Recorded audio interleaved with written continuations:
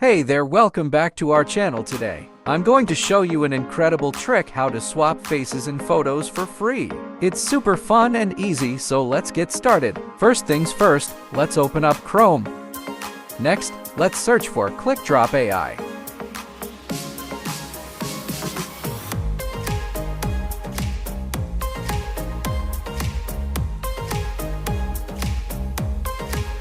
Now, click on the first link that appears.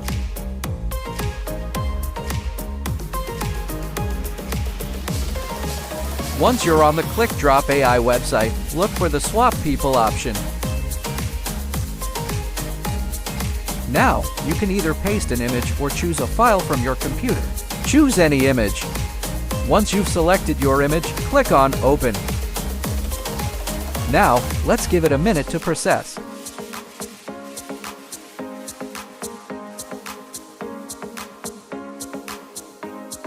Next, click on Replace Face. Choose another image for the face swap. Let's wait for the magic to happen.